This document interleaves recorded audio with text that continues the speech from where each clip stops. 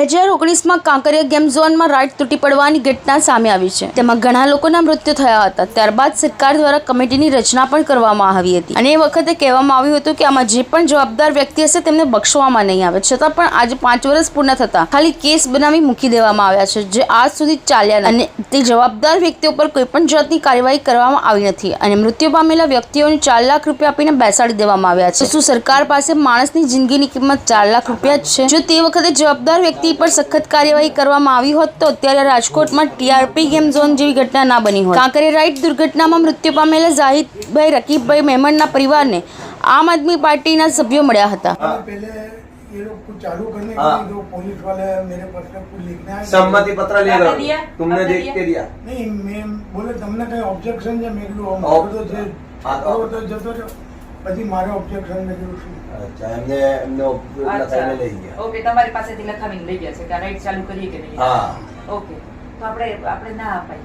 અચ્છા, આપણે ના અપાય. આપણા દીકરાનો આપણો દીકરો ગયો છે. આજે તમે જો બધી જગ્યાએ નાના નાની જે આશાઓ જ કહેવાય ને, એ તો આશા જતી ને. તમારો દીકરો આશા જતી ને, એ આશા જતી રહી છે. એવા તો કેટલા આશાઓ જતી રહી છે. જો આપણે સજાગ નહીં બનીએ, આપણે પોતે નહીં લઈ આવી સમાજની અંદર આ વસ્તુ, તો ભાઈ આજે બીજા છોકરા જવાના છે. એટલે આપણો પેલા એને એવું કહેવાની જરૂર હતી, કઈ વાંધો નહીં, જે તે થયું, પણ કઈ પણ આપણે એવું કહેવાનું કે મારો દીકરો પાછો નહીં આવે, એવા છોકરાને હું ના પાડું છું. મારે આ વસ્તુ નથી કરવા દેવી, કારણ કે મારો દીકરો જાય છે એવી રીતે બીજા ના જાય.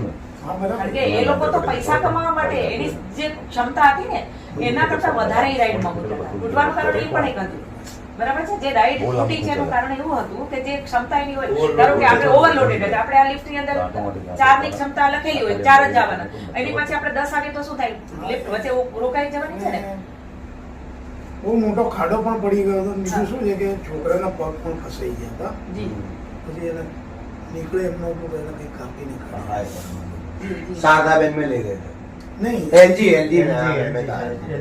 એટલે તમે ખાલી અમને એ વકીલ જે છે એ વકીલ અમને આપજો, એનું નામ અમને લઈ લેજો અને એનો નંબર લઈ લો ને. પણ તમે મને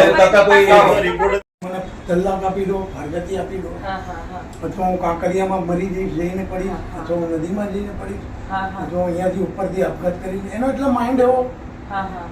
23 વર્ષનો છોકરો હતો. હા, અને એક જ દીકરો. મેં જાણ્યું છે 4 દીકરીઓને, 5 દીકરીઓને.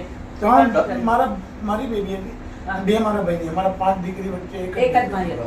ઓકે, એટલે તમે કેસની બાબતમાં કશું જાણતા નથી? ના, હજી સુધી અમને કઈ બોલાવ્યા નથી. તો બોલાવ્યા નથી તો તમારે એને કેવું પડે. વચ્ચે એક વખત વકીલ સાહેબ બોલાયા હતા, કલાક 2 કલાક ત્યાં અહીંયા ભદ્ર બેસાડી અને પછી મને કે જાઓ. તો તમે લોકોએ ક્યાંક પૂછ્યું નથી કે આ શું છે, અમારો દીકરો વયો ગયો, મારી વાઈફ મળી ગઈ, તો તમે કેમ હજી આમની ઉપર કંઈ કરતા નથી?